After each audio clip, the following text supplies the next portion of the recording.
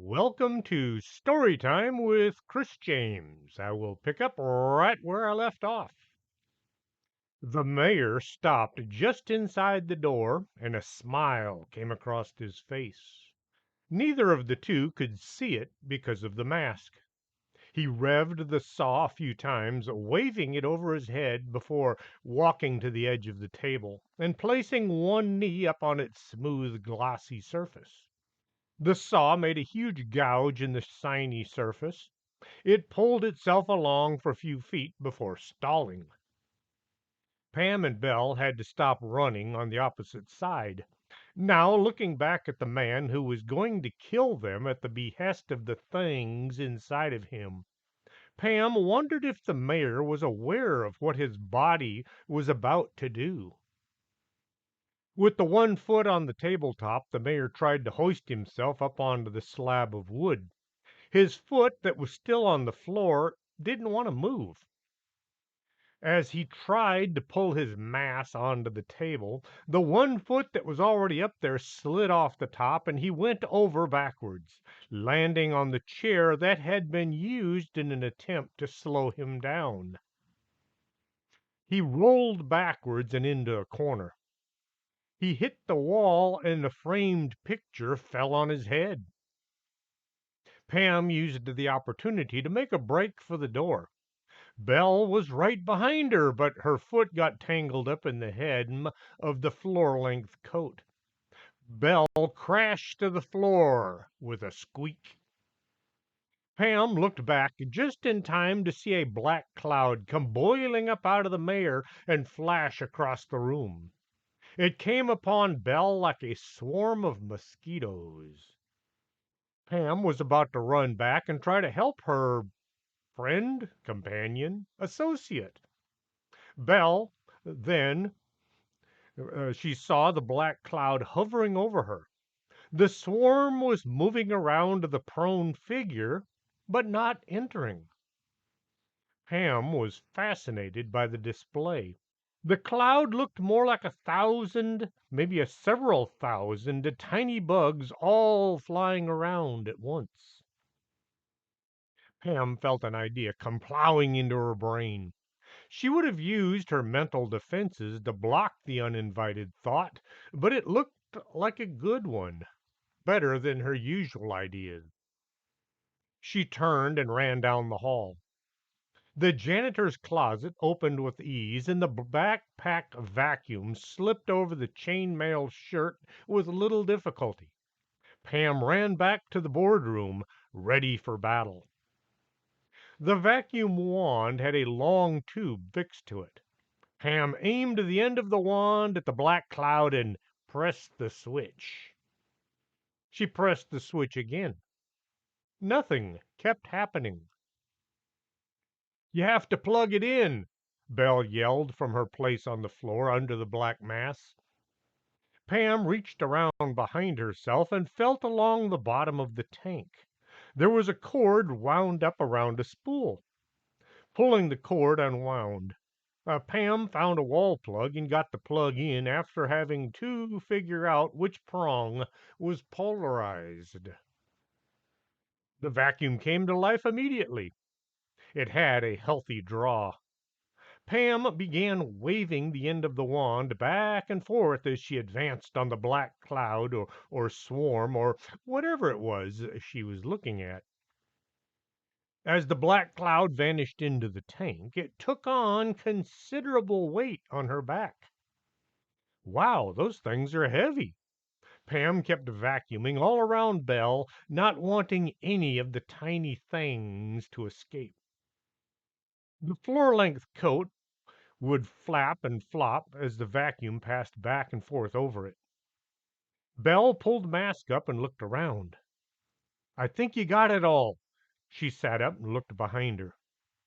Pam had set the vacuum down, and now that it weighed as much as a small horse. "What do you think those things are?"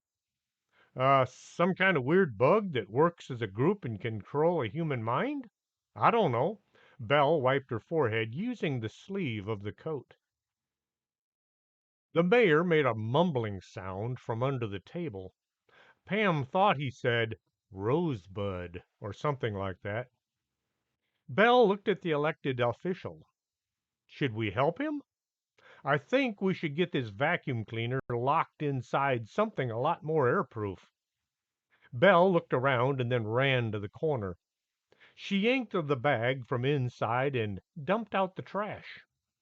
She wrapped the vacuum cleaner up in one of the bags, and then she got another one from the bottom of the can and stuffed the bagged vacuum into that as well.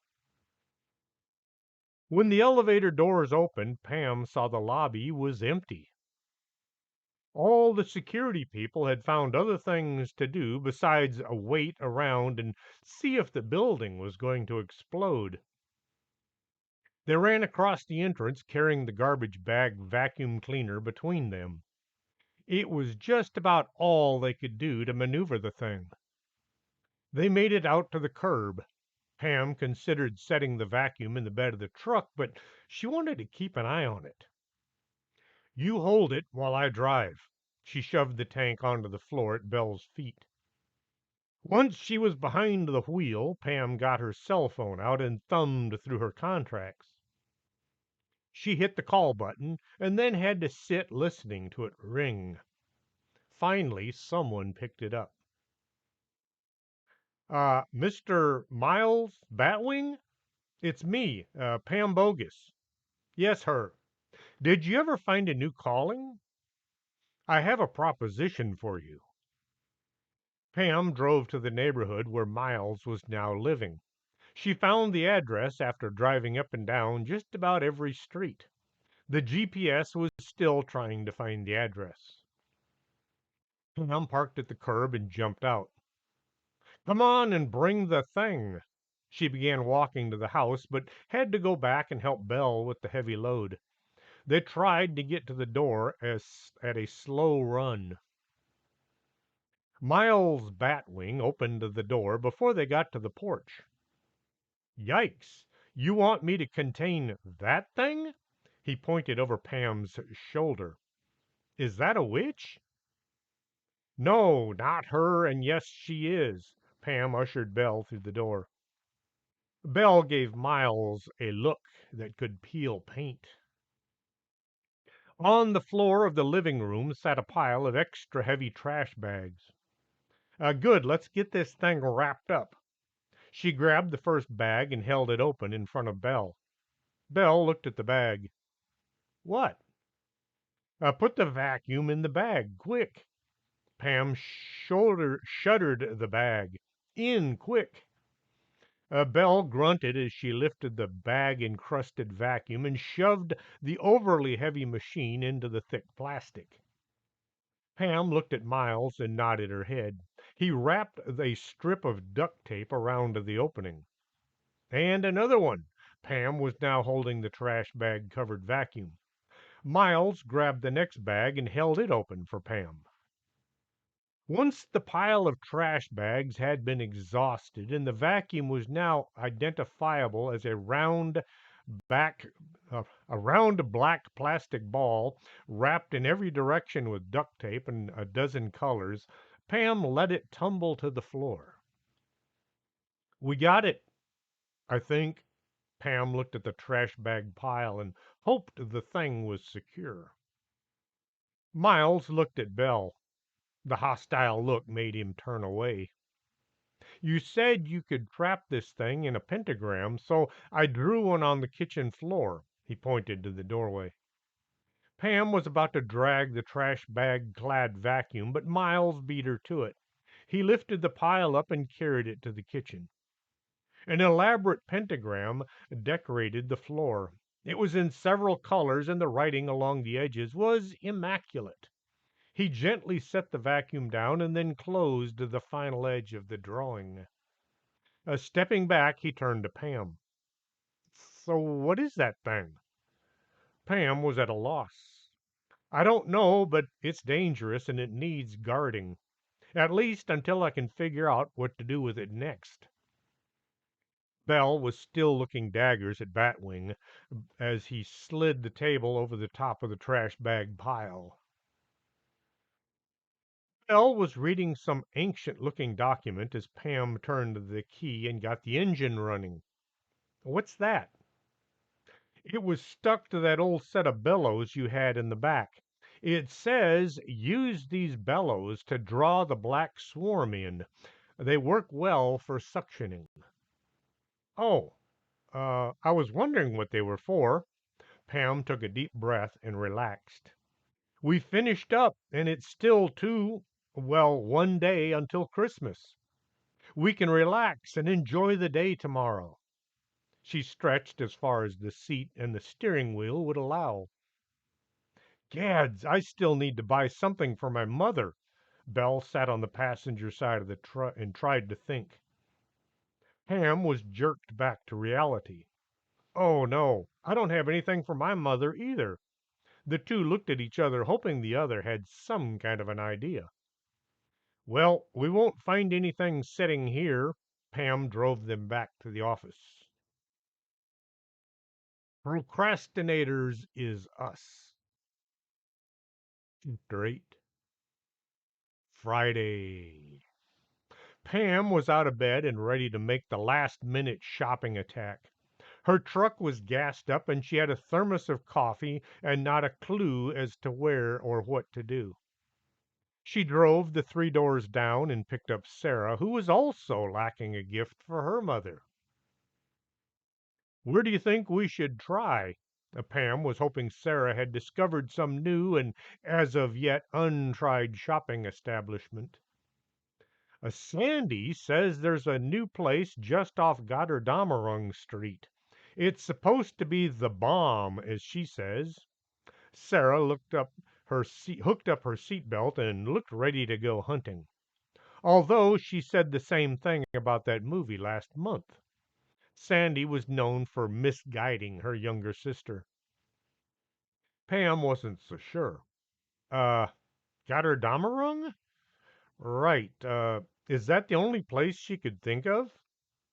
If you don't know what's going on, go back and read The Bag Back to School or The Bag Unhappy Halloween to find out about that street and its fun and adventures. Sandy said it was either there or the mall, and the cops kind of don't want us hanging out there anymore. Sarah wasn't really on the stay away list, but she included herself anyway. Pam was just desperate enough to try anything. Okay, it's Gotterdamerung we go. With the name of this place, who could possibly know what was in store for them? It's called Procrastinators is Us. They're supposed to have everything a person could need who forgot to buy something. Pam stopped at the entrance to the giant store and looked on in disbelief. The parking lot was full. It was beyond full.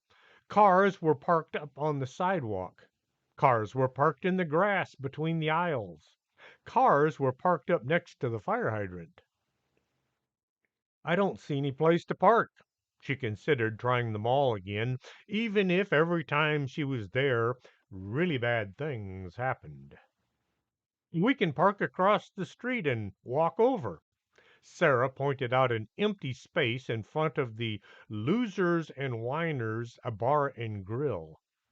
The smell of burnt meat and stale beer was enough to make her eyes water. Pam pulled into the empty space and looked around for anybody who just might object. The guy passed out by the curb didn't seem to mind. Okay, let's go. The faster we get in and the sooner we can get out of here. As the two teens walked across the street, Pam looked back several times, worried about leaving her truck in such a location. It feels wrong to park in front of a business we're not doing business with.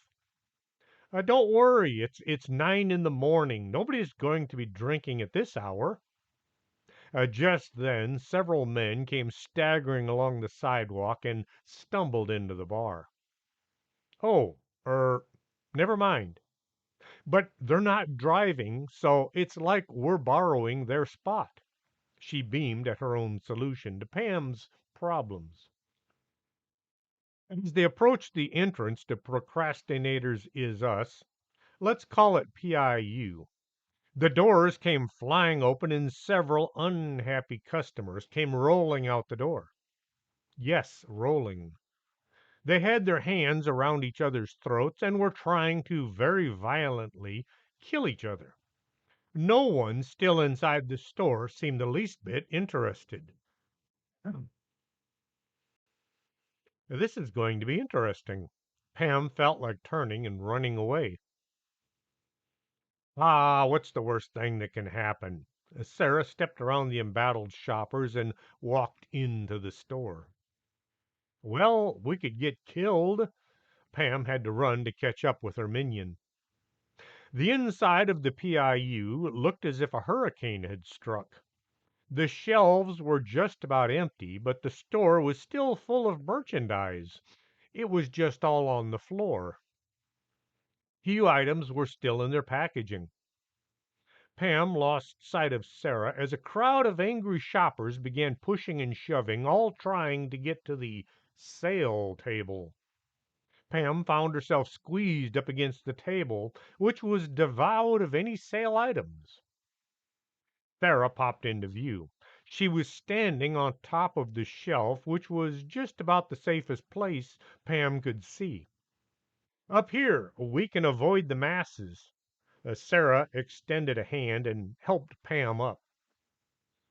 From their advantage, they could see in all directions. I forget. Why did we come here again? Sarah tried to scan the far wall. Christmas gifts for our moms. Today is Christmas Eve and we're running out of places to look. Oh, and whose stupid idea was it to come here? Uh, yours? Pam spotted a clear space over by the far wall. Over there, I don't see any fighting or unconscious bodies. Let's work our way over and see what's there. The two walked along the top of the shelf until they came to an aisle separating one section of the store from the next. We can jump it, I think. Sarah didn't look too sure of herself. Pam looked at the gap and thought it was too far. Then she thought about all the exercise she'd been getting over the last 7 months. Let's go. I'll go first and you follow. She ran to the edge of the shelf and took a big leap. She came down several feet from where she had intended. Then her shoe found no purchase, allowing her to slide along the metal surface.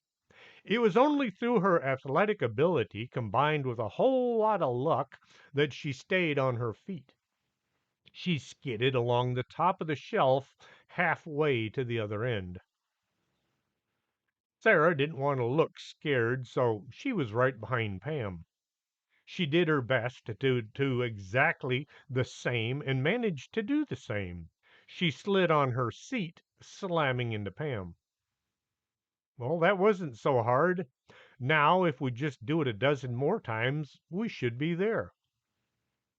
Pam led the nearly balletic dance across the shelves. Anyone watching might have been impressed by their form and grace. Well, they looked far better than any of the other shoppers who were clamoring to find all the cheapest, best things at the last second. Pam came to a stop. We've run out of places to jump. Let's climb down and see where we are. Pam dropped one leg over the side and then the other as she turned and came to a landing on the floor, or at least the stuff that was all over the floor. Sarah was about to jump, but Pam stopped her. It's the book section, and nobody seems interested in buying them. Pam looked around to the sea of paperbacks all awash across the tiles. So, you gonna grab one for your mom? No, if we take any of these books, we'll have to go stand in line at the front of the store, and that could be dangerous. So what do? We get out of here and we go to a real bookstore. Oh, why didn't I think of this sooner? Pam pulled herself back up to the shelf. Come on before somebody else figures out how to do this. They ran and jumped their way back towards the front of the store. The closer they got, the bigger their altercation became. Does anybody even work here? As the last shelf before the exit came under their feet, the two were facing the reality of descending back into the melee. Now what? Sarah looked down at the dozen people, all trying to grab the same TV set. It was out of the box, and the corner of the screen was missing. Pam stood up right at the top of her lungs. She yelled, "Look! There's a bunch of VCRs in aisle 10." The crowd stopped their struggle. It was actually quiet for 3 whole seconds. Then everybody turned and made a mad dash for aisle 10. Pam helped Sarah down, and they began walking to the exit. Pam stopped at the cash register and bought a box of Altoids. "Is it always like this?" "Oh, no, this is nothing. You should be here later tonight."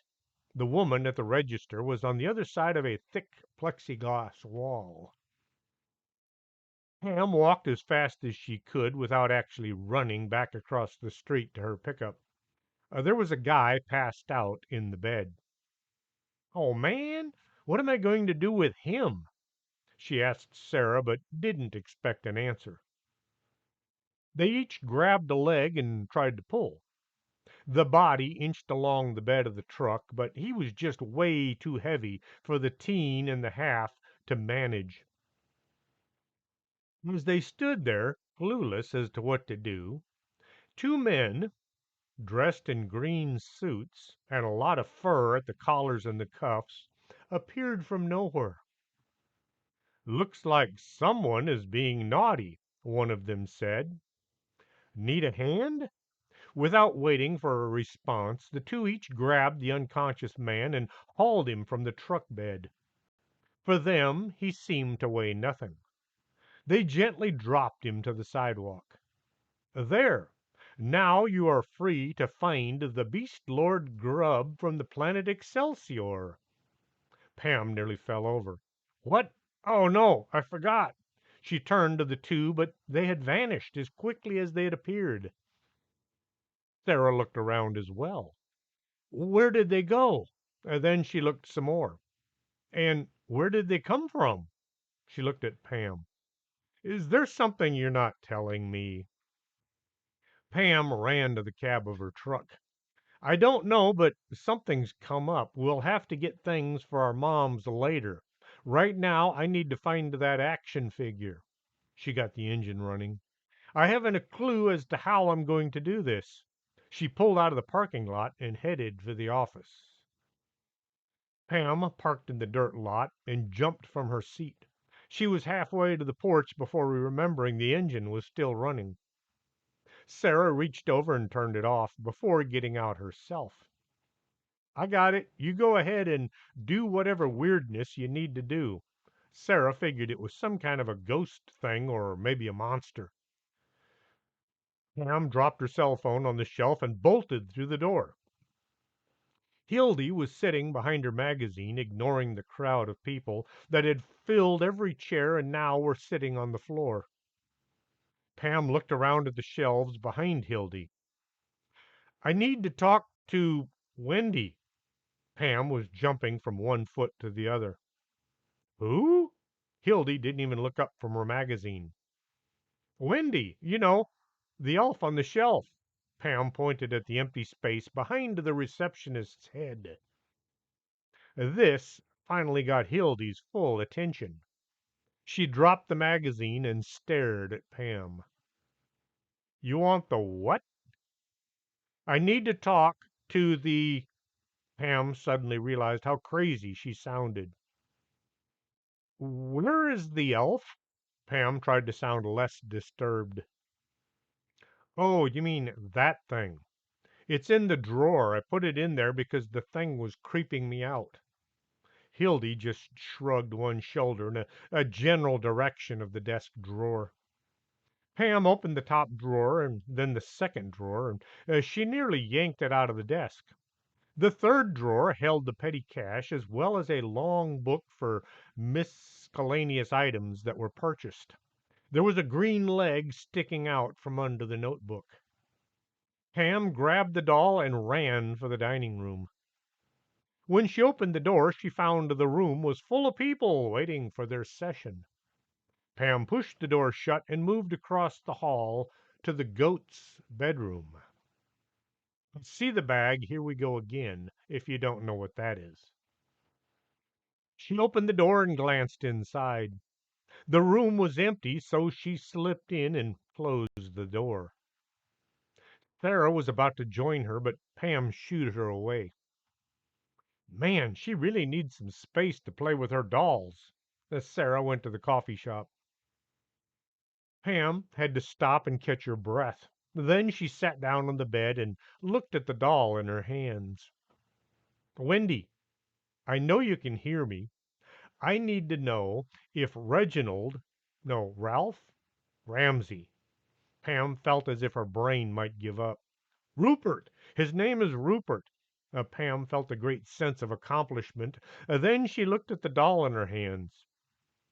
I need to know everything Rupert said when the beast Lord Grub from the planet Excelsior action figure went missing. The doll's eyes just stared back. Pam was about to try begging when the doll moved in her hand. Sorry, I can only do 10 things at once. Wendy looked at Pam and then smiled. I was talking to Rupert, and he said he was there when the big guy delivered the presents, just like always. Everything was just great. The cookies were chocolate chip, and the milk was fresh. The boss set the action figure down under the tree, and then he put a puppy in a basket. When everything was just right, Santa vanished up the chimney. The next morning, Natasha came downstairs with her brother. They started in on the presents, as kids will do. That's when the big beast lord Grub from the planet Excelsior was absent and not accounted for. He was AWOL. Wendy looked around the room. Holding the doll that was now moving and talking began to get to Pam. As she said it on, she'd seen a TV show one time about a doll that came to life and killed everyone, and it still haunted her dreams. Is it okay if I set you down? Sure. I thought you were a little old for dolls, but who am I to judge? I just make reports. The big guy decides if any of the stuff is naughty or nice. Pam set Wendy down on the bedside table. There was a puppy? Yep, a pit bull basset hound mix. Big head, little body. They named him Dash, as in Dashiell Hammett. You know, the writer. Wendy took in Pam's look of confusion. He wrote the Sam Spade mysteries. Now, you know, Dashiell Hammett, not the dog. Pam had wanted a puppy. She'd asked her mom since she figured if Santa brought her one without asking, there would be probably have trouble. Her mom said no, puppies were dangerous. They would eat the furniture. Later, Pam discovered puppies liked to eat just about anything that would fit in their mouths. That's it. The puppy. It knows what happened to the action figure. Well, that's just great. How you going to question him? Dogs don't talk. Reindeer do, but not dogs. Carol can talk to animals. Come on. Pam jumped to her feet and ran to the door. She was down the hall and at the kitchen door before remembering Wendy. She ran back, grabbed the doll, and then it was back to the kitchen. Carol was busy with a cow who had decided it was a cat. Look, if you were a cat, you'd look like him. Carol pointed to Prince Wapo, who was being magnanimous enough to sit in front of the cow as a visual aid. Carol, are you busy? I need your help right away. It's important. And it's worldwide important. But we can't tell you any of the details. Pam held Wendy up in front of the pet psychic, then quickly slipped the doll behind her back. Carol looked at Pam, and then she acted as if she could see through her. And by we, you mean you and the elf doll? Pam was learning to think on her feet. No, we as in me and Sarah. Well, I need you to talk to a dog about the location of a missing Christmas present. Carol had known Pam for all of 7 months, and she'd been at the bogus anomalous group. Pam, not Carol. Carol had worked there for several years. Carol had decided that Pam was just a confused kid. Then she came to realize Pam was psychotic. Then Carol had gotten to know Pam and decided she was just nuts. After knowing her for a while now, Carol had come to know Pam as just a very odd girl, but still a friend, as much as any friend she had. She was one of the few people that Carol knew who didn't have an entry in her notebook. I don't suppose it can wait. Carol wanted to finish up with the cow, and soon. Only if the world doesn't end too soon. Pam started fidgeting. Prince Wapo, why don't you explain to this bovine what it means to be a cat? Maybe she'll listen to you. The prince was not pleased. He considered himself above all this working and investigating. His place in life was to enjoy the fruits of others' labor. I'll bring you back a cheeseburger, Carol said to the really Carol said to the cat as she went out the door. Sarah fell in behind the pair as they headed out the front door. So, where is this dog you need me to talk to? Carol got the front seat, seniority and all. Sarah jumped in the back seat and strapped in. Pam started the engine and then hesitated. Um, Hang on just a second. I'll be right back. She jumped from the cab and ran back up the porch steps. Once she was in the reception area, Pam had to stop and think. Where did she leave Wendy? Kitchen. Pam tried to act natural as she walked down the hall. She opened the door, and there was the prince licking the elf. He held the tiny doll in his front paws and was busy bathing it, front and back. The cow looked on with rapt attention. Prince Wapo, I need to speak with your doll. She tried to reach over and pull the elf out of his grasp. The prince was not having any of it. He turned his back so Pam couldn't get a hold of the green elf. He gave off his version of a growl. Pam got one hand on either side and tried to lift the cat so she could grab the elf. Good Lord, you weigh a ton. The prince clutched Wendy to his stomach. I need that doll. Pam ran through her options. Okay, how about fries with the cheeseburger? The prince let Wendy drop at Pam's feet. Gee, thanks. Pam scooped the doll up and held it near her face. What's Natasha's address?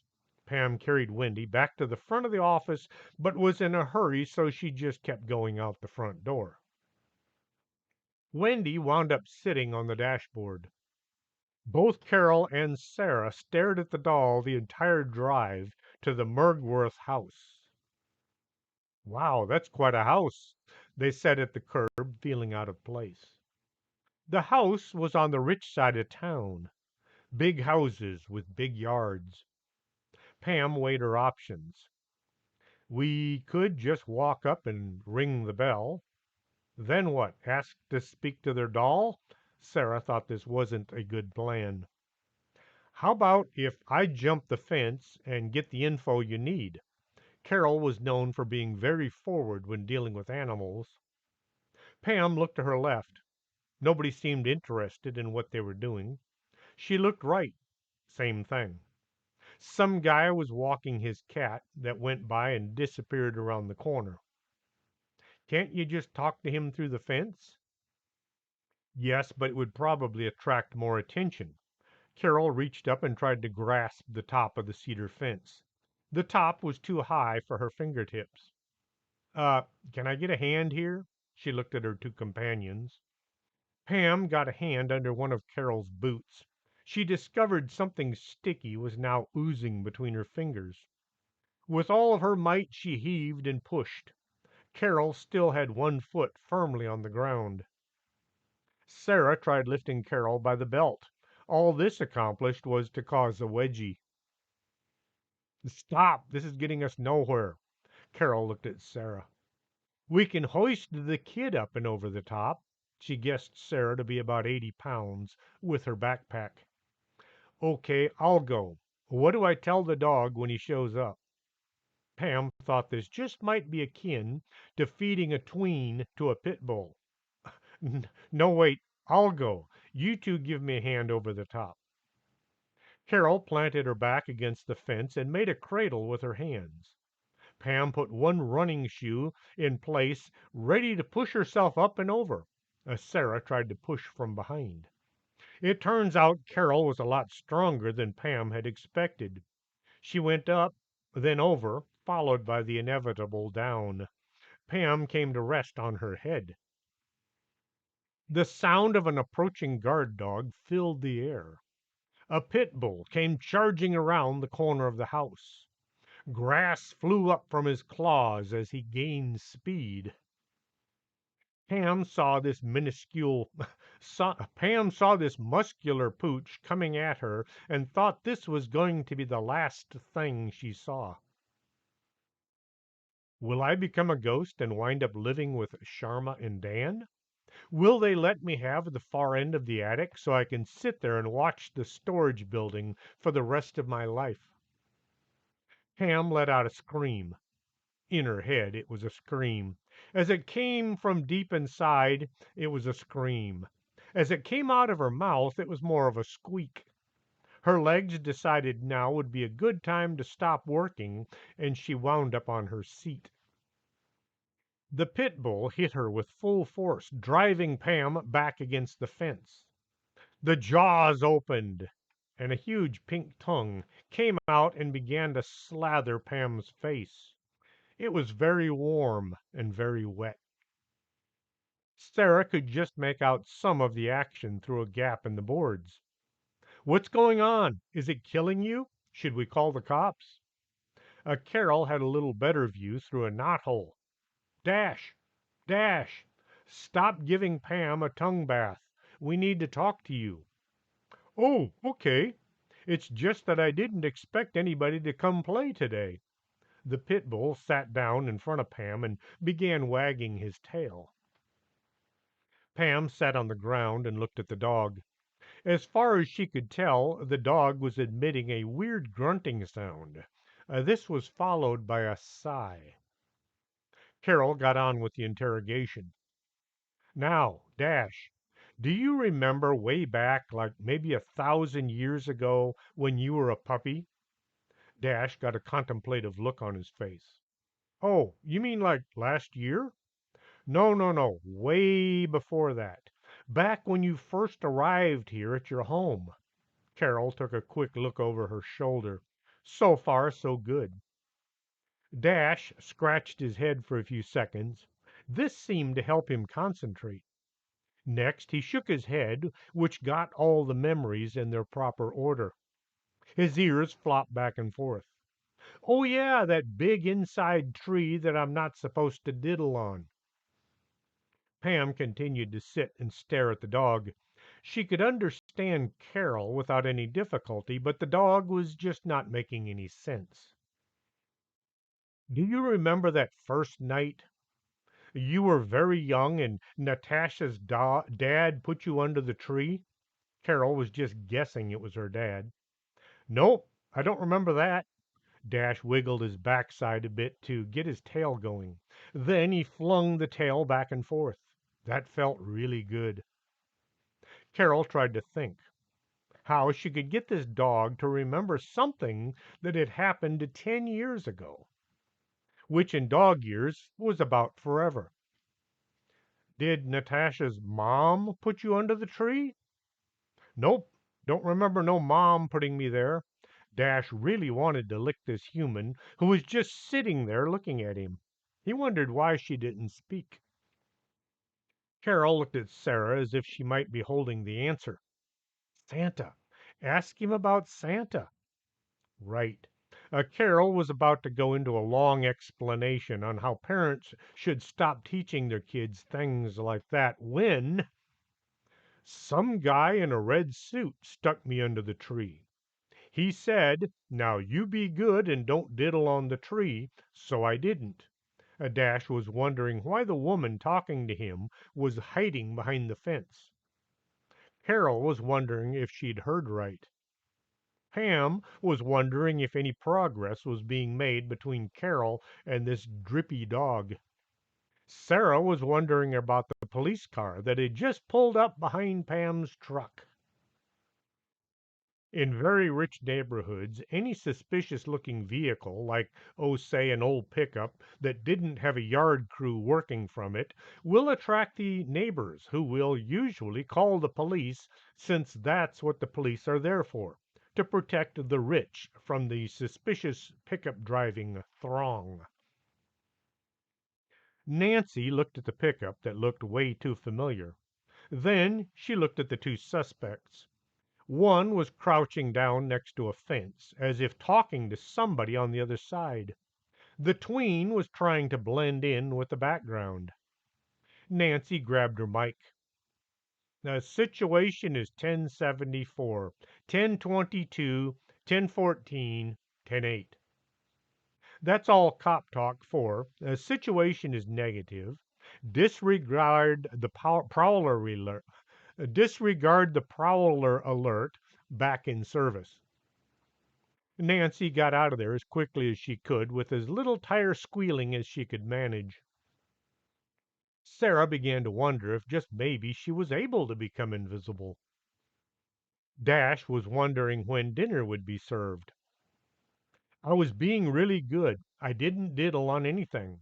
I was kind of hungry, so I ate a chew toy that somebody had left next to me. Pam was hoping this would come to a happy end, and soon. This isn't going to come to a happy ending, Carol told the back of Pam's head. It would appear that Dash ate the action figure you're looking for. Oh no. What can we do? Pam looked at the dog, who was looking at her. Do you remember what happened to the action figure you ate? She asked more out of desperation than expecting an answer. Dash started to whine. He whined a lot, and he drug his backside across the lawn. Carol listened with rapt attention. Oh my, that sounds horrible. Did it hurt long? Well, you're all better now, right? She tried to eyeball the yard. Just where did you make your deposit? Over there by that tree. Of course, it wasn't that big back then. Dash pointed to a tree by the backyard. The tree was surrounded with all kinds of shrubbery. Pam, the doll you want just might be buried at the base of that tree. Carol pointed to the tree, but the fence kind of prevented the hand sign from reaching Pam. Can you get the dog to go dig it back up? Pam didn't want to go any further into the yard, since there was probably a patio window looking out to where she needed to be. Carol passed on the request. Dash, can you be a good dog and run over to that tree and see if you can dig up that toy? I'm not allowed to dig up the yard. Mom said she'd have me neutered again if I did, or something like that. Dash got a sad look on his face. Pam, I'm afraid you'll have to do the digging. Carol hoped nobody was going to go to jail. Nobody she knew. Oh, would you mind slipping me the keys to your truck? You know, just in case. Pam dug the keys from her pocket and handed them through the knothole. I'll try to be quick. She stood up and looked at the tree in question. I'll just run over there and find the missing action figure and run back. She stood by the fence some more. Go already, Carol shouted as quietly as she could. Pam took one step forward. No big deal. Anybody asks, I'll just say I'm. Her mind refused to finish the statement. She took a second step. It's Christmas Eve. Nobody would shoot a person on Christmas Eve, I hope. Had this been, oh, say, Canada, Pam wouldn't have even considered getting shot. But this was Texas. Just about everybody owned a gun or 10.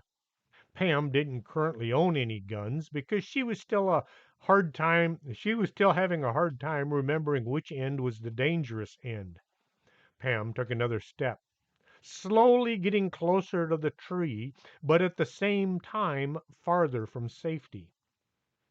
This had all sounded so simple on the drive over. Once she was at the corner of the house, Pam slowly poked her head out, far enough to see the back wall. Yep, there was a huge patio door right in the middle of the wall. Well, maybe nobody's home. Pam took a step past the corner. Once she was committed, all she had to do was keep going. It wasn't until she slammed into the tree that she realized she had her eyes closed. Dash sat by the fence, wagging his tail as a show of support. Carol was considering waiting in the pickup, with the engine running, and maybe parked on the next block over. Sarah was ready to leap into action to help, but didn't know where to leap or how. Pam opened her eyes and looked at the tree. Then she slowly looked over her shoulder. She could see the Christmas tree through the glass doors. She could see a pile of presents all piled up under the tree, and she could see someone looking out the glass door at her. Oh, crappity crap. Pam wanted to make a run for it. She listened to the sound as the door slid open and somebody stepped out. Dash, where are you? Why are you letting strangers in our yard? Dash realized he was not doing his job. He began barking and running around as if searching for killers. Pam dropped to her knees and began to claw at the ground around the base of the tree. Natasha was amazed at the sight of some total stranger digging around the base of a tree in her backyard. She was so amazed she completely forgot to get mad or grab the shotgun sitting in the gun cabinet right next to the back door. Great, just what we need. Crazy people running around the yard on Christmas Eve. Natasha considered calling the police again, but then the thought of maybe taking care of this crazy person on her own was a bit appealing. Practice for future events, she thought. Pam was frantically scratching holes in the dirt. Her fingers were caked with soil. It was just a good thing the yard was well maintained and watered. This would have been far harder in her own backyard, where the dirt was rock hard and dry. Stop, or I'll sick the dog on you. Pam stopped and turned and looked at her nemesis. This was actually her first sighting of the girl, as she'd been focused on for parts of the past week. From her vantage point, kneeling on the ground, Pam looked up at Natasha. The girl was way into the whole goth thing. Long, straight black hair, black lipstick, black Christmas sweater, black jeans, and black combat boots, the style of which had never been issued to any troops on the planet. Her skin, what little of it was visible, was as white as a cloud, the fluffy kind, not the storm clouds. Dash sat next to her leg and got busy wagging his tail. I'll bet you're wondering what I'm doing digging around your backyard. Pam hoped this sounded far better to Natasha than it did to her own self. Why don't you tell me? Natasha looked dangerous even without a weapon. I was just looking for. Pam felt something hard between her fingers. Could this be the Beast Lord action figure? This! She pulled her hand from the ground and displayed her find. You're looking for fossilized dog poop? Natasha took a step back in case this crazy person was dangerous. Pam looked at her hand. There was a brown clump of something in her fingers. Oh, no, it's supposed to be. Pam tried to scrape all the dirt off the toy in her hands. There, it's the beast lord grub of the planet Excelsior. She held up her prize. Natasha took another step back. Then she looked closer at the plastic mess in Pam's hand. It did kind of look like an action figure that had seen better days. She looked at the toy and then down at Dash. Dash tried to look innocent while at the same time apologetic and contrite. I asked for the beast lord grub of the planet Excelsior back in, well, it was a long time ago. How did you know it was there? Natasha was beginning to suspect this crazy person might also be a con artist. Pam was about to explain how Santa had asked her to find this missing action figure, but then she remembered she had promised to not mention him to anyone. I'm psychic. Pam hoped that wouldn't sound quite like the lie that it was. I think the word you want is psychotic. Natasha looked at Pam and then the toy she held so proudly. How did it get so beat up? Well, it passed through the digestive tract of your dog. It was out before Pam could think. Maybe she wouldn't want a prestigious toy. Maybe she wouldn't want a predigested toy. Maybe she would wonder how Pam knew it had been eaten and then, well, by her dog. Natasha looked down at Dash, and Dash gave her his best sorry look. Pam tried to salvage the situation. I'll bet it will clean up real nice. Did you know there are none of these anywhere in the world? I'll bet it's still worth a few bucks. Natasha looked at the preferred object this crazy person was holding out as a peace offering. She was about to take another step back, but thought she was already far enough so she couldn't contract any crazy thoughts. Pam felt a bit desperate. Here she was. She'd found the action figure she'd been looking for the last week. Well, part of the last week. Wasn't this supposed to save the world from an almost certain catastrophe? Now that you have your Beast Lord Grub action figure, you don't have to go to chemistry school and invent dangerous poison laced turkey stuffing. Pam clamped one hand over her mouth. Was that out loud? She mumbled between her fingers. Yes, it was. And wait a minute. Who told you I wanted to study chemistry? Who said anything about my stuffing recipe? Natasha got a contemplative look on her face. You know, actually, that does kind of blow. I kind of would rather study interior design, like those shows on TV. Why am I telling you this anyway? Pam looked around the yard, hoping to see somebody with an answer. Because you feel like the world is somehow a better place? Natasha looked mad, then sad. Then she looked up at the sky, the trees, the dog wagging his tail beside her leg. Well, maybe it is a bit nicer. It almost looked like a smile that lasted a second or two. Look, whoever you are, I think you ought to go now. My dad doesn't like me talking to any strangers that sneak into our yard. Well, it was nice meeting you. You guys have a Merry Christmas and all. Pam was walking to the fence as she talked. Once she was in the corner where she had jumped, well, been hurled into the yard, as she looked at the barrier. Pam tried to reach up and grab the top of the fence once more. She found she was still too short to get to the top. Why don't you just use the front door? Natasha said, looking at the crazy person from around the corner. Pam stopped jumping. This was getting her nowhere. If you don't mind. Pam followed Natasha to the patio door. As they stepped into the house, Pam was struck by the difference in appearance. The interior looked like something from a magazine on how rich people decorated for the holidays. Then there was Natasha in her black on black outfit and pale white skin. A woman stuck her head around the corner from the kitchen. Natty, would you and your little friend like some homemade cookies? I just opened the package.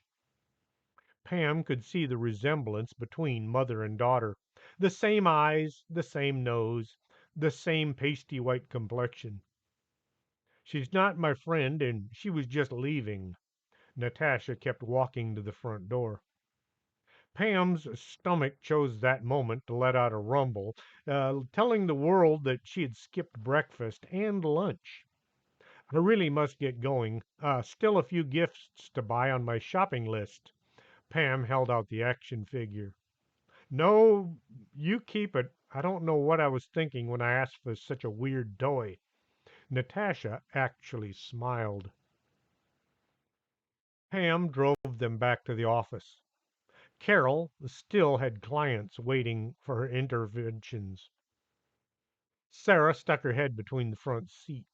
We still need to find presents for our moms. She gave Carol a sideways glance. Have you finished your shopping yet? Are you kidding? I finished 3 months ago. Carol was not one to leave things until the last minute. We'll drop you off at the office, and then we really have to run. Pam was thinking maybe a quick trip to Just Books to see about something for mothers in their lives. She dropped Carol.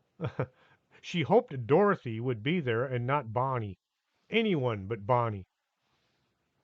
There was a line of animals waiting by the back door of the office. Some had brought their owners, and others had just come on their own. Carol jumped out, and Sarah clomb over the console and took the front seat like a combat unit occupying a bunker. All the usual words were exchanged, as in Merry Christmas and enjoy things and don't eat too much. All the things Pam's stomach started to grumble about, how she was abusing it, along with other parts of her inner self. Pam drove out the back gate and set her sights on Gotterdammerung Street. I think our moms will just love a good old antique book for Christmas. I hope. Pam was completely out of ideas. Isn't this the place all those crazy people who all share Susie's body work? Even though Sarah had met Bonnie and Mrs. Fulbright on a few occasions, she refused to admit actually knowing them. Sorry, it was Mrs. Hatchett, not Fulbright. Sarah had met Bonnie and Mrs. Hatchett. Yes, but unless you want to try Procrastinators Is Us again, we have little choice. Pam drove to the wrong side of town again. A smoky haze hung over the street as the two misadventurers arrived near their destination. A few buildings were burning as gangs of youths went looking for presents to steal for their loved ones. A car was upside down in the intersection. It gave off black, oily smoke as the interior burned. A homeless guy was roasting some chestnuts over the open fire. Pam maneuvered around the obstacle and drove to the bookstore. As usual, the parking lot was empty. She parked close, but not too close, to the front door and got out. Sarah looked around at the disaster that passed for a neighborhood. Boy, this looks like a scene from a Bruce Campbell movie. She ran to stay close to Pam. The door opened onto the deathly quiet of the store. Pam stepped up to the counter. Hello? Anyone here? She looked around all the dark shelves stretching to the far corner of the store. The sound of something creeping around in the shadows came to her ears. Sarah heard the shuffling of feet as someone snuck about the far recesses of the gloom. What was that? She tried to squeeze between Pam and the counter. The sound was coming their way. Pam considered making a run for the door. Then, out of the gloom, a young woman appeared. She had on a hospital dressing gown. It was Dorothy. Boy, am I glad to see you. She looked over her shoulder quickly.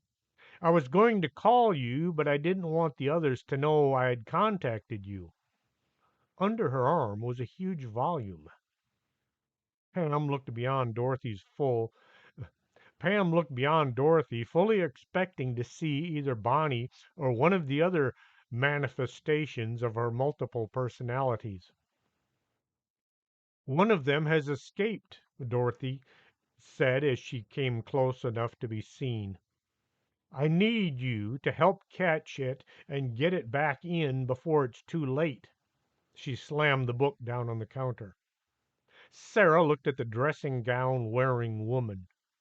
You mean one of your crazy personalities is missing? No, one of the characters in the book. Dorothy pointed to the cover. Its title said Bringing Art to Life.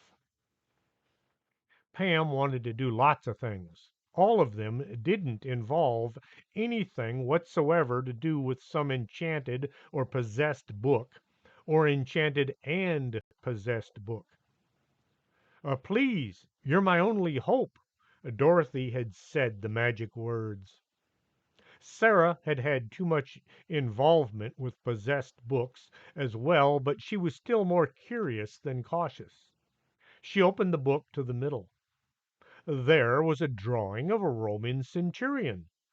It was quite good. It was a shame somebody had drug an eraser back and forth through the image. Pam looked over Sarah's shoulder. That's pretty good. Who drew it? It was that maniac, Bridget. She knew not to play with this book, but she didn't listen. Dorothy looked at Pam as if waiting for the questions to be asked. Pam looked at Dorothy and then at Sarah and then back at Dorothy. Uh, did she? Did she what? Dorothy had a blank look on her face. Did she listen? No. She just goes ahead and doodles in this book and lets her ideas run wild. I've tried hiding the thing, but she always knows where I put it. Dorothy flipped a few pages. Look at this thing. Sarah looked at it as well. A rhino gator? Bridget has quite an imagination. Dorothy shuffled the dressing gown around her shoulders to make it more comfortable and maybe a bit warmer. Pam looked at something that was a cross between an alligator and a rhinoceros. Why not just erase the drawing? That should fix the problem. If only that would work. The drawing has to know it's been erased or it just keeps going. Dorothy twitched. Pam watched closely for a second twitch. Dorothy had a look of concern on her face. I think someone is coming. She looked over her shoulder. Pam knew that Dorothy knew that all the other personalities lived inside her, but it didn't stop her from feeling the need to look around for any of them. I think you'd better go. Here, take this. She shoved the book into Pam's hands. Pam looked long and hard at Dorothy. This Bridget person, is she one of... She wound up pointing at the woman. Yes, she's one of us. I thought we'd given her the slip, but she tracked us down somehow. She's the one that is slightly homicidal. Pam was busy coming up with a plan. How about we take the book and find the rhino gator? I'll show him the image as I erase it. You know, Dorothy pulled the hot pink ribbon from her pocket. That just might work. She began tying the ribbon to a hastily made ponytail. Pam was all too familiar with what was about to happen next. See the bag, here we go again for the whole story. Not wanting to be there when any of the half-dozen inhabitants of this woman appeared, Pam grabbed the book. Susie wasn't bad, but Bonnie was vicious, and now there was Bridget that was homicidal. Well, that was the story anyway. We'll see what we can do. Don't worry, we'll take good care of the book. Pam all but drugged Sarah through the door. As they were halfway out, she heard her name being called. Hey, you, Bogus! Where are my books? It was Bonnie, and she wanted her signed Terry Pratchett hardcover books that Pam was finding near impossible to track down. Pam got behind the wheel and was heading out of the parking lot before Sarah even had her door closed. You have such interesting friends. She clicked her seatbelt. Pam drove up one street and down the next. Keep your eyes out for a weird looking monster or people screaming and running. She figured this wasn't necessary since Sarah would yell and point to anything weird she spotted. Then Pam got to wondering if it was a good idea to haul a 12-year-old around town looking for a monster with hundreds of teeth. Just let me know if you see anything weird.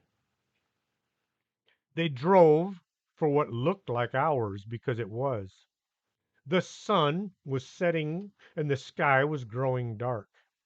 Traffic had become atrocious as people working on Christmas Eve all left work, most en route to family and friends, while others rushed to procrastinators is us in search of those last minute gifts. Man, I'm glad I don't. Never mind. They were both still lacking presents for their mothers. Sarah gave Pam a sad look. Do you think my mom will hate me for not getting her a present? No, don't be silly. Remember, she tried to kill you, so she's still feeling a bit guilty about that. Pam, on the other hand, figured Paula would act like nothing was wrong and then get Pam to do all kinds of extra chores to make up for it. There was nothing like guilt to get you motivated. I've got an idea. Let's swing by the mall real quick. I'm sure nothing can go wrong. We can run in, get something for our moms, and run out. Nobody will see us. Sarah looked at Pam as if she were growing antlers. Remember what the homicide detective said about us going to the mall and crazy things happening? He kind of threatened you and me, both. We'll be fast and careful, and no matter what, we get in and out of there as quick as possible. Pam got them headed to the mall. As they drove, the traffic went from bad to worse to ridiculous. Just to put icing on the cake of traffic jamminess, it began to rain. I hope all these people are heading to the airport instead of the mall. Pam could see nothing but taillights as far as her eyes could see. Naturally, somebody had to lay on the horn. This helped not in the least bit, so somebody else decided to join. The turtle went crawling along the side of the road. It was making far better time than the vehicles. Pam looked at the parking lot and felt as if this had been a bad idea. Every space was taken. There were cars driving back and forth like sharks in the water, all looking for a spot to call their own. Pam drove to the far end of the lot and found a few hundred empty parking spots. Did you bring a raincoat? Nope, and neither did you. It wasn't supposed to rain today. Well, ready to get wet then? No, but that doesn't mean it won't happen. Sarah opened her door and jumped out into the downpour. Pam got out and was thoroughly soaked before the pair were halfway to the store. They had started out running, but when several cars nearly ran them over, they opted for a brisk walk and a good soaking. As they stepped through the doors to the shopping center, it stopped raining. Pam looked out the glistening parking lot. This just isn't right. She stepped back out and looked up at the sky. It began to rain as she looked up. Rats! Pam went back in and watched the rain stop once more. With each step, water squished out from her running shoes. Sarah had worn her moon boots, so she only made squishy sounds as she walked. They made for the first store they saw. It was a cheap jewelry store filled with cut glass and plated silver. As they stood in the aisles looking for ideas, a puddle formed at their feet. "I don't think this is going to work," Sarah whispered. They went back to the main concourse and looked for something a little more upscale. "How about we get them makeovers?" Sarah pointed at a combination hair salon and a nail palace. "We can get them some gift cards." Pam flipped her mental coin, but lost it somewhere in the back of her mind. Uh, yeah, that might work. Let's do it." She was just about to take the first step when there came a sound of glass shattering, metal bending, followed by screams coming from the right. It was immediately followed by people all running to their left. Pam grabbed Sarah and pulled her to the wall to avoid being trampled. "Now what?" As the crowd thinned, Pam saw a huge greenish gray monster come into view. It stopped to eat one of the metal trash cans before roaring its displeasure at the taste. Pam looked at Sarah. "You didn't by some chance bring that book with you, did you?" Sarah gave her a knowing smile. "Yes, I did. I put it in my back pocket." She scowled. "You really think I could even walk with that thing in my arms? It weighs a ton." Sarah crossed her arms and tried to look mad. "I was just hoping." The rhino gator looked at the two and decided they should be lunch. It charged at its next meal. Pam grabbed Sarah to get her moving, but found Sarah was already running. They nearly tripped over each other, getting their feet to go in the same direction. The rhino gator slammed its jaws shut just seconds after its dinner was gone. It roared with more frustration and displeasure. Pam and Sarah were running as fast as they could. It looked as if everybody else had already escaped. The mall was empty, except for them and their pursuer. "We're going the wrong way. We need that book, and it's back the other way." Pam found running and talking not nearly as hard as the first time they'd done this. Sarah was looking spent. Pam grabbed her arm and began pulling her along. "We can run out the north exit, loop around, and get the book." Sarah just kind of nodded, or maybe her head was bouncing around on its own from the force of running. They ran for what felt like a mile, but was more like 100 yards, before rounding the corner and heading for the north exit. It was also the north entrance, but they were going out and not in. The sound of the rhino gator grew unobtrusive and then quiet. Pam hit the door with one shoulder and pulled Sarah out with the other arm. She turned the corner looking for her pickup just as it started raining again.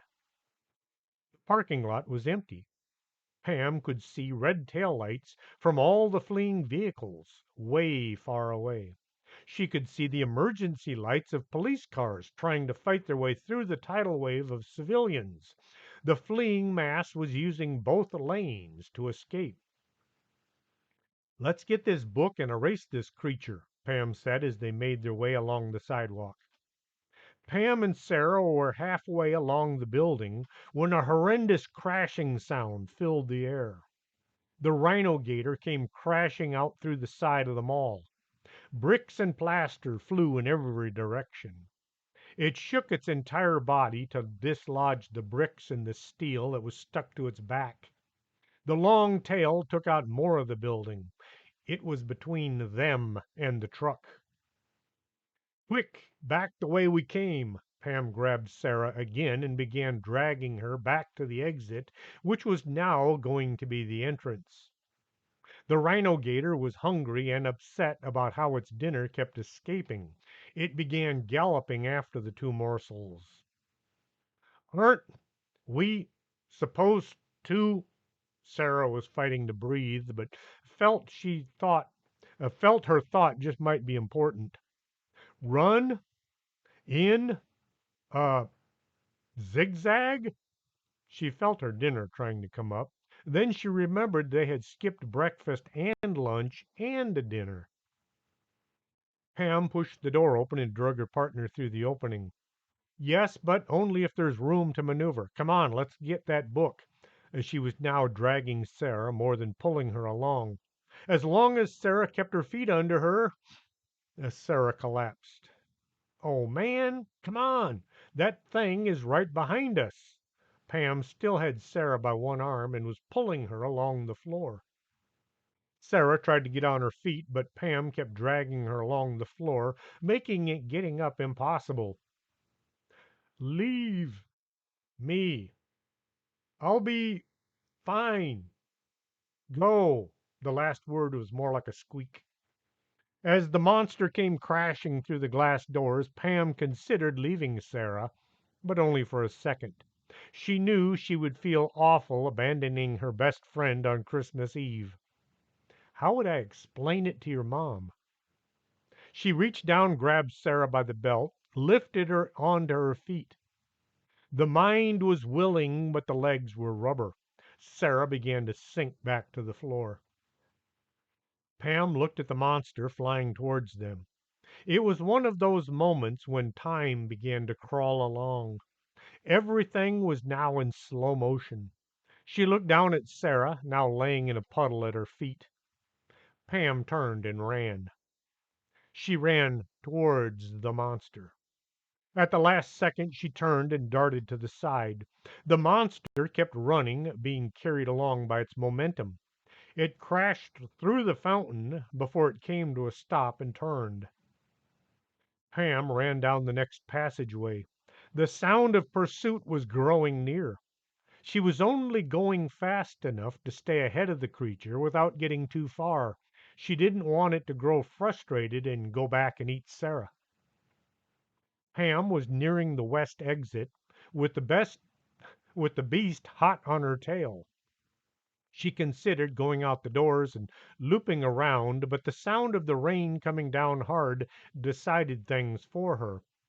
She dove for the floor and slid past a kiosk selling inflatable footwear for people that wanted to be able to reach things on high shelves. As she slid by, she grabbed a pole and hooked it to the left. The rhino gator went by like a freight train, howling its anger so loud it shattered glass in the nearest storefront. Pam was back on her feet and running as fast as she could back to where she had left Sarah. Just ahead was a stroller.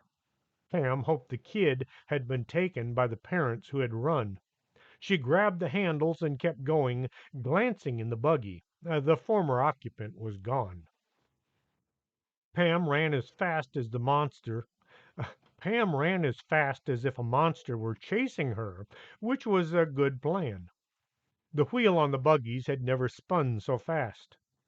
She came sliding to a halt next to her minion just as Sarah was trying to sit up. I'm good. Just need. Ah! This last was due to Pam grabbing her and shoving her into the stroller. Sarah didn't fit, but she was able to hang on. She had to hold her feet up to keep them from dragging. Pam began her flight once more, pushing the stroller along the passageway. The sound of massive feet with long claws was gaining on them. Pam fought an urge to look back because this was what women did in horror movies just before they tripped and fell and were consumed by hockey mask wearing killers. She ran harder. The west exit was coming up fast. Pam aimed at the hole that the rhino gator had made coming in. The glass crunched under her feet as she drove the carriage out into the rain. As Sarah was revived enough to say she thought she was going to be sick, but Pam just kept going. The sound of claws on pavement was right on her heels. Pam took a sharp turn to the right just as the jaws snapped shut where her head would have been. She used this as motivation to run even faster. Water splashed up around as she went. The monster tried to turn, but his best abilities were speed and strength, not maneuvering. The monster wound up sliding along the pavement on its backside. Ham ran for about 20 feet and then turned once more. Now the two were heading back towards the mall. Sarah took this opportunity to yell, "I think I can run now. My legs feel much better, but my seat is asleep." She was all scrunched down in the area intended for somebody a third her size. Pam looked back to see what the rhino gator was doing. It was still trying to get back on its feet. She stopped and let Sarah get up, or at least try to get up. Sarah got her feet under her, but the stroller was still stuck. A hand here would be great. She was trying to dislodge the frame from her frame. Pam got one foot up on the frame of the baby stroller and pushed. It popped off with the sound of an aluminum frame coming apart. One wheel went skittering away on its own. "Here comes Ugly. Let's go." Pam watched to be sure Sarah was able to run before leaping along beside her. "When I say so, turn to your right and then make a break for the truck." When Pam could feel hot breath on her neck, she yelled "turn" and nearly collided with Sarah. The tween was a bit slow on responding, but managed to keep from A, getting run over, B, tripping and falling, C, tripping Pam and allowing the monster to kill her, and most important, D, getting eaten herself. Pam had to do some fancy footwork and dodge her assistant before the two got going back towards the pickup once more. As the rhino gator was once more getting back on its feet, the two girls were closing the distance on Pam's truck. Pam fished the key out of her pocket as the driver's side door stopped her forward momentum. She pushed the little button on the key fob and listened as the sound of the horn beeped. Oops, wrong button. She hit the other button twice and the doors were both unlocked. Pam dove in behind the wheel and got the key in the ignition without too much bloodshed.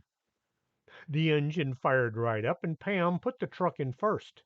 She hit the gas and went forward over the wheel stop and then up and over the curb onto the grass. She slipped into second as the rhino gator tried to take a bite out of her tailgate. The front tires came off the grass and bounced down onto the street as the rhino gator tried to bite the rear tire. Its jaws slammed shut on nothing as the truck sped away. Pam finally shifted into third. "Quick, grab the book and get ready to erase the monster." Pam managed to get the headlights on and then the windshield wipers. She had to back off the gas so the tires would stop spinning as she made a turn to get back behind the creature. Sarah hoisted the art book up onto her lap. She flipped through the pages until she came to the drawing of the beast. "Okay, I'm ready. Do you have an eraser?" "What? Yes. No. I don't know. Look in the glove compartment." Pam was busy driving in a huge circle, so the monster was constantly having to turn so it couldn't get running fast. Sarah opened the glove box and dug around. Nothing in here but a pair of gloves. She closed the compartment. Pam felt down alongside the door compartment. "Here, try this." She handed the pencil over to Sarah. "This isn't a pencil, it's a pen." Sarah dropped it to the floor. "Wait." She slipped off the seat and felt around for the pen.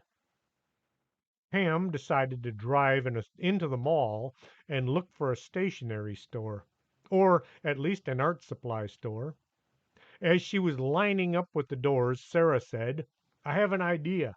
Drive back at the creature." Pam had no idea what Sarah was thinking, but having worked with her before, she hoped it was a good idea, or at least better than driving through the mall. Pam turned around and got busy driving in a circle once more. Sarah rolled down her window. Then she got the book up onto the dashboard. She yelled at the rhino gator and then got busy scribbling with a pen. She held the book up to the window so the monster head came level with her door. Pam didn't want to look, but felt compelled to see if the monster was going to eat Sarah. The monster was gone. What happened? What did you do? Sarah held the book out so Pam could see. The picture of the monster had been changed just a bit. Sarah had drawn a giant boot stomping down on the monster. Pam stopped the truck with the headlights shining on where the monster should have been. The monster was still there, only it was squished flat. Wow, good thinking. They tried to do a high five, but wound up hitting the ceiling instead. The two sat looking at the smashed remains of the monster as 20 police cars came sloshing and splashing to a halt around them.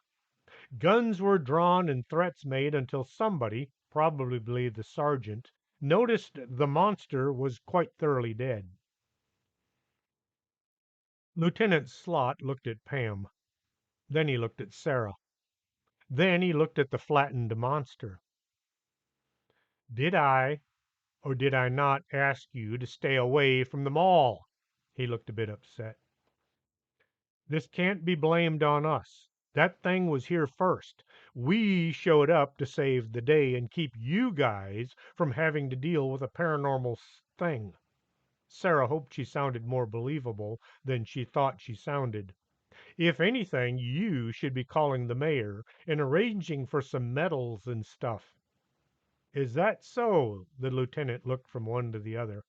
Pam just smiled so she wouldn't have to lie. The lot looked over at the officers, who were all gathered around the dead beast, getting hero shots taken.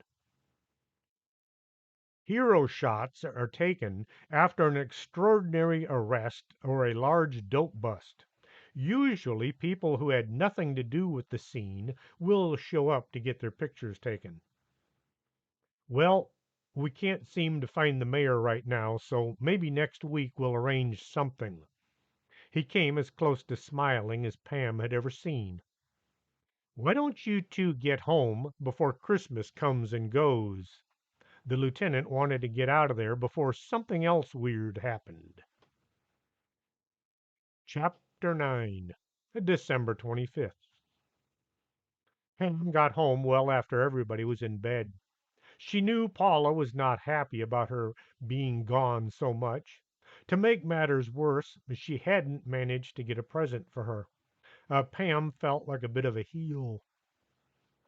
Sitting on the couch, she looked at the brightly lit tree and wondered how she was going to survive the next year with all the guilt her mom was going to subtly heap on her. I'll have to do the dishes and the laundry, not to mention mowing the lawn and the vacuuming. Pam was looking forward to not enjoying a lot of housework. Pulling her cell phone out, Pam set the alarm for way too early so she could leap up and make a quick run to the nearest store and buy something, anything for her mother. There, that should. She fell asleep. The sound of cooking utensils and pans woke Pam from her slumber. Why is Paula fixing breakfast in my bedroom? Pam tried to go back to sleep. She pulled her pillow over her head. It felt all wrong. She tried to force herself back to sleep. The sounds of food being prepared was followed by the smell of food, and it wasn't rice or beans. Great. She's already begun the attack on me for forgetting her gift. Pam sniffed the air. She's cooking breakfast in my bathroom? Pam tried to push her pillow off her head, but it wouldn't move. Then the pillow refused to cooperate. Pam was forced to open her eyes and try to negotiate this simple task.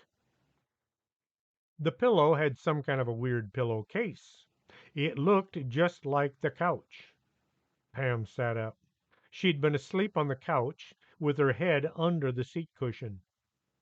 Pam looked at the wall between her and the kitchen. If I'm really quiet, I can slip out the drawer and drive to the Pam, did you get your dinner last night? Paula was looking at her from around the corner. You really should see about coming home at a decent hour. Paula was smiling. Pam got worried. She tried talking before her brain was fully awake. See, I went out, Sarah, and then underneath it, we didn't do anything. Pam figured it was a good time to keep her mouth shut. Paula came walking very fast from the kitchen, with her arms held out. Pam braced for the impact. She closed her eyes to lessen the pain of seeing and feeling her mother's wrath. Instead, she received a huge hug, followed by a kiss on her cheek. I hope you don't mind, but I opened the present you got me as soon as I got up. This was followed by another hug. Pam opened one eye to keep the flow of bad things from entering her brain too quickly. Paula was still smiling, and it didn't look as if she was pretending. Uh, that's okay, I think. Pam looked around, trying to see what was going on. Her dad Al was sitting at the table with a newspaper held in front of his face. He pulled the paper down and gave Pam a huge smile. You outdid yourself this year. He nodded towards his wife. I haven't seen her this happy since we got married. Now Pam knew this was some kind of an episode of The Twilight Zone. She looked around, trying to see if Rod Sterling was standing by the front door. A weird sound came from somewhere under the cushion. It took her a few seconds to realize it was her phone ringing. Pam put her hand on the floor and tried to feel around for it. Her fingers came up with a cell phone and a handful of fuzz. Pam couldn't focus on the caller ID. Hello? The sound of Sarah's voice came from the tiny speaker. Hey, sleepyhead. How did you manage to find my mom a gift and sign my name on it and put it under the tree all without me seeing you do it? Sarah didn't sound upset making this statement, so Pam just tried to wing it. Oh, well, you see, I did it while you were helping Mr. Techno with those books. Pam had said the words before her brain realized that had been several days ago. Anyway, Mom is tickled pink with her new rappelling gear. How did you know? Sarah asked. It was just a good guess, I guess.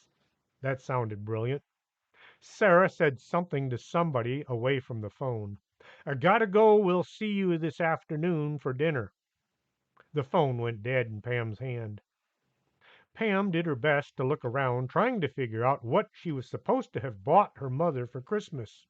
She was tempted to ask her mother to show it to her so she could see how it A, fit, or B, worked, or C, hung. None of these questions worked, so she gave up after several circuits of the house. Upstairs in her room, Pam was about to take a shower and rinse all the sweat off left over from her mad dash from the monster last night. She felt really icky. There was an elf sitting on her dresser. Pam looked close and guessed it was either Wendy or maybe Rupert. And then again, it could have been any elf. They all looked the same. Pam looked around the room to be sure they were alone. This was mostly a habit. What did Santa give my mother in my name? I'm grateful and all, but I really should know what I'm supposed to have bought. Pam glanced over her shoulder once more to be sure Paula or Al or Sarah hadn't snuck in behind her. Wendy made a quick look at the door. I don't know. I was busy all night with that weird receptionist of yours. Well, would you tell your boss I'm very thankful?